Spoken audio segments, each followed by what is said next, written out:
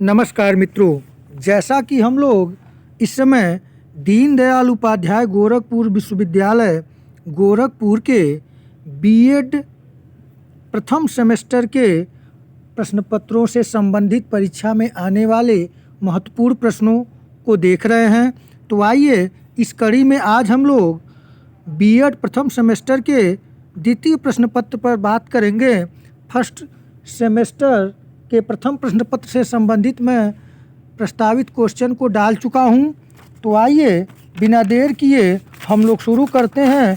आप लोगों के लिए मैं प्रयास किया हूं कि आप लोगों का कम से कम समय में अधिक से अधिक रिवीजन आप कर लें। डिस्क्रिप्टिव मूड में प्रश्न होंगे, तो आइए शुरू करते हैं हम लोग। पहला जो प्रश्न मैं रखा हूं, आप लोग सेकंड पेपर का नाम भी देख लें कि सेकंड पेपर का जो नाम है नॉलेज एंड करिकुलम, ज्ञान एवं पाठ्यचर्या। तो आइए शुरू करते हैं। देखें टाइम आप लोगों का जो पिछले सत्र में परीक्षा हुई है उससे संबंधित जो निर्देश थे उसी के आधार पर मैं निर्देश आपको यहाँ रखा हूँ। ऐसे ही पेपर आ रहा है, यहाँ देख लें। समय आपको 3 घंटे का मिलेगा और अधिकतम अंक 75 नंबर के हैं और 25 नंबर जो आपके हैं वो इंटरनल के नंबर है जो कॉलेज स्तर से आंतरिक मूल्यांकन पर दिया जाएगा। तो इसमें देख लें, नोट कुल 3 खंड हैं। अ ब स अभ्यर्थी को सभी खंडों से प्रश्न हल करना है। प्रत्येक खंड के सम्मुख अंक निर्धारित है। ये तो मैं बता ही चुका हूँ फर्स्ट पेपर में। जिन लोगों ने नहीं देखा है आप लोगों में से, उन लोगों को आप शेयर भी करें और देख लें। पैटर्न अगर समझ जाएंगे कि कैसे प्रश्न आएंगे, कितने नंबर के आएंगे, उसके अकॉर्डिंग आप लोग अपने आंसर को दीजिएगा। जैसा कि खंड अ के जो प्रश्न हैं वह आपके खंड अ में टोटल 5 टिप्पणी के लिए 150 शब्दों में लिखना है और उसमें आपके 15 अंक हैं, यानी कि 3-3 के 5 प्रश्न हैं। उसके बाद खंड ब है। खंड ब आपका जो है वह 40, वो आपका कितने नंबर का हो जाएगा, 20, यानी कि 5-5 का 4 करना है। तो 20 नंबर के वो हो गए, 15 ये हो गए, तो 20, 10, 30, 5, 35 नंबर हो गए और 40 नंबर के लॉन्ग क्वेश्चन 20-20 के हैं, 800 शब्दों में लिखने हैं। आगे आइए उसको बताता हूँ। तो खंड अ के लिए महत्वपूर्ण प्रश्न मैं रखा हूँ। देखें इसके संबंधित जो निर्देश हैं वह हैं, नोट सभी प्रश्नों के उत्तर देने हैं। सभी उत्तर लगभग 150 शब्दों में होने चाहिए, यानी इसमें से जो 5 दिया हुआ टॉपिक, इसमें आपके उत्तर प्रत्येक के 150 शब्दों में होने चाहिए। पहला है, पहले में जो 5 है तो पहले का अ में रखा हूँ प्रवज्जा संस्कार। तो यहाँ पे आप देख लें जो आपका सिलेबस है उसके अकॉर्डिंग आप अच्छे तरीके से गहन अध्ययन करिएगा, क्योंकि जो टिप्पणी आती है लिखने के लिए वह कहीं से भी उठा दिया जाता है। छोटा सा टॉपिक रहता है, ये देखा जाता है कि आपकी जानकारी है कि न, और आप कोशिश करिएगा कि टिप्पणी ज़रूर करें। तो पहला मैं रखा हूँ प्रवज्जा संस्कार, निषेधात्मक शिक्षा, विश्वविद्यालय शिक्षा आयोग, शैक्षिक अवसरों की समानता और 1813 ईस्वी का चार्टर एक्ट। तो आप लोग इन प्रश्नों को तैयार कर लेंगे। आइए अगले प्रश्न को देखें। आप लोगों का जो खंड ब है, खंड ब से संबंधित प्रश्न मैं रखा हूँ। आप लोगों का ये नोट देख लें। सभी प्रश्नों के उत्तर दीजिए। सभी उत्तर लगभग 400 शब्दों में होने चाहिए। इसमें आपको पता ही है कि खंड ब जो है इसमें आपको सुविधा है अ और ब से किसी एक को ही करना है, और इसमें 2 नंबर प्रश्न, 3 नंबर, 4 नंबर और 5 नंबर प्रश्न है, यानी कि टोटल 4 प्रश्न है। इन 4 में से अ ब दिया हुआ है और आपको किसी एक को ही करना है। तो आप लोग इसे अच्छे तरीके से करेंगे, तैयार कर लेंगे। प्रश्न रखा हूँ दूसरे का अ में कि आदर्शवादी शिक्षा को परिभाषित कीजिए, यानी आदर्शवादी शिक्षा व्यवस्था को अच्छे तरीके से आप तैयार कर लीजिएगा। अथवा बौद्ध शिक्षा व्यवस्था पर टिप्पणी लिखिए।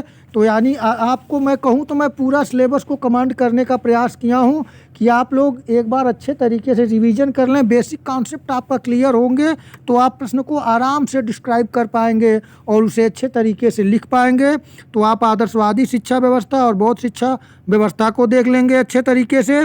उसके बाद तीसरा में मैं रखा हूँ, तीसरे के अ में है वेदांत दर्शन का परिचय देते हुए अद्वैत वेदांत दर्शन के मौलिक सिद्धांत की व्याख्या कीजिए। तो यह भारतीय ज्ञान परंपरा जो है इसमें वेदांत का परिचय देना है, आप अच्छे तरीके जिसे देख लेंगे, अथवा श्रीमद् भगवत गीता के महत्व को समझाइए। ये भी भारतीय दर्शन श्रीमद् भगवत गीता के महत्व को रेखांकित करना है, आप इसे अच्छे तरीके से देख लेंगे। उसके बाद चौथा प्रश्न मैं रखा हूँ आप लोगों के लिए, दोनों जो अ ब में हैं, अ है, भारत में शिक्षा पर लोकतंत्र के तथा औद्योगिकरण के प्रभाव का विवेचना कीजिए। यानी कि भारत में जो शिक्षा व्यवस्था है उस पर लोकतंत्र का क्या प्रभाव है और औद्योगिकरण होने के कारण क्या प्रभाव पड़ा है शिक्षा पर। इन दो लोकतंत्र और औद्योगिकरण का शिक्षा पर जो प्रभाव पड़ा है इसे आप अच्छे तरीके से तैयार कर लें। एक करंट अफेयर के क्वेश्चन के तहत है कि मतलब भारतीय शिक्षा जो ज्ञान और पाठ्यक्रम है उसमें शिक्षा जो है वह लोकतंत्र और औद्योगिकरण से किस प्रकार प्रभावित हुई है, इसको आप देखना है, विवेचना करना है। अथवा ब में मैं रखा हूँ आधुनिकीकरण के उपकरण के रूप में शिक्षा की भूमिका को स्पष्ट कीजिए।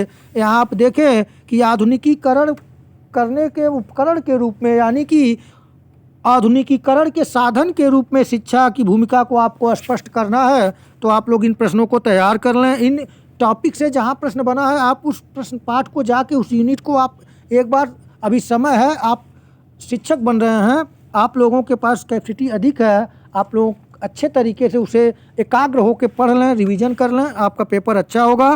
5वां नंबर प्रश्न मैं रखा हूँ आप लोगों के लिए, अ ब में देख लें। 5वें नंबर पे जो प्रश्न है वह आपके है, ये प्रश्न है अ में है, शिक्षा के सामाजिक एवं वैयक्तिक उद्देश्य बताइए। तो आप शिक्षा के सामाजिक एवं वैयक्तिक उद्देश्यों को अच्छे तरीके से तैयार कर लें।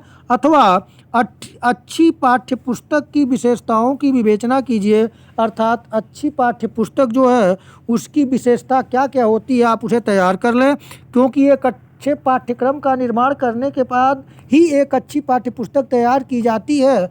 तो आप लोग इसे तैयार कर लेंगे। और खंड 100 देखें, खंड 100 आपका दीर्घोत्तरी प्रश्न है जिसमें आप देख लें 4 प्रश्न रहेंगे, 6, 7, 8, 9, किन्हीं 2 को करना है। आप यहाँ नोट में देख लें कि नोट में दिया है, नोट निम्नलिखित में से किन्हीं 2 प्रश्नों के उत्तर दीजिए और प्रत्येक उत्तर लगभग 800 शब्दों में होने चाहिए। तो 6ठा नंबर प्रश्न पे मैं रखा हूँ, आप देख लें, आपके सम्मुख है कि पाठ्यचर्या से आप क्या समझते हैं, पाठ्यचर्या निर्माण के सिद्धांतों को बताइए। तो आप इसे अच्छे तरीके से तैयार कर लेंगे, क्योंकि आपसे लॉन्ग क्वेश्चन में मान के चलें कि जो 800 शब्दों में है, 40 नंबर के 2 प्रश्न जो हैं आपके 20-20 नंबर के, इसमें आप देख लेंगे कि जो आपके यूनिट है, यानी कि कहें तो 50% से एक 20 नंबर 4 प्रश्न है, तो मान के चलिए 5 यूनिट, 4 यूनिट में से कम पहले दूसरे यूनिट से 2 क्वेश्चन और फिर लास्ट के बनने ही बनने हैं। तो पाठचर्या से आप क्या समझते हैं, पाठचर्या निर्माण के सिद्धांतों को बताइए, आप इसे तैयार कर लें। और सामने देखें, मैं 7वां नंबर प्रश्न रखा हूँ, प्रयोजनवादी शिक्षा को परिभाषित कीजिए तथा प्रयोजनवादी शिक्षा में उद्देश्यों, पाठचर्या, शिक्षण विधियों तथा अनुशासन की विवेचना कीजिए। यानी कि आपको प्रयोजनवादी शिक्षा व्यवस्था को अच्छे तरीके से पढ़ लेना है। आइए अगले प्रश्न को मैं 8वां नंबर और 9वें नंबर पे क्या रखा हूँ आप देखें। 8वां नंबर प्रश्न मैं आप लोगों के लिए रखा हूँ कि समाजीकरण से आप क्या समझते हैं, आप देख लें, समाजीकरण से आप क्या समझते हैं, बच्चों के समाजीकरण में शिक्षा की भूमिका की व्याख्या कीजिए। तो आप इसे तैयार कर लें। शिक्षा के सामाजिक आधार जो हैं उससे प्रश्न है, आप अच्छे तरीके से तैयार कर लेंगे कि समाजीकरण क्या होता है और समाजीकरण में शिक्षा का क्या योगदान है, क्या भूमिका है, इसे आप तैयार कर लें। और अंतिम प्रश्न मैं रखा हूँ 9 नंबर प्रश्न कि राष्ट्रीय एकता के उन्नयन में शिक्षा की क्या भूमिका है, उदाहरण सहित समझाइए। तो आप देखें कि राष्ट्रीय एकता के उन्नत के लिए, राष्ट्रीय एकता के विकास के लिए, राष्ट्रीय एकता को सशक्त बनाने में शिक्षा की क्या भूमिका है, उदाहरण सहित समझाइए। आप इसे अच्छे तरीके से तैयार कर लेंगे। और मित्रों, मैं जितना प्रश्न कराया हूँ इसमें तो आप खंड ब में आपके पास ऑप्शन है, तो इसलिए आप सारे प्रश्नों को अच्छे तरीके से तैयार कर लें, एक बार रिवीजन अच्छे तरीके से कर लें। और फर्स्ट पेपर का जो मैं संभावित प्रश्न रखा हूँ उसे मैं डिस्क्रिप्शन बॉक्स में उसका लिंक दे दूंगा। और आप लोगों की कोई असुविधा हो तो आप कमेंट के माध्यम से बताइए, मैं प्रयास करूंगा उस असुविधा को दूर करने के लिए। आप लोगों का पेपर अच्छा हो, आप तैयारी अच्छे तरीके से करें, इसी शुभकामनाओं के साथ नमस्कार।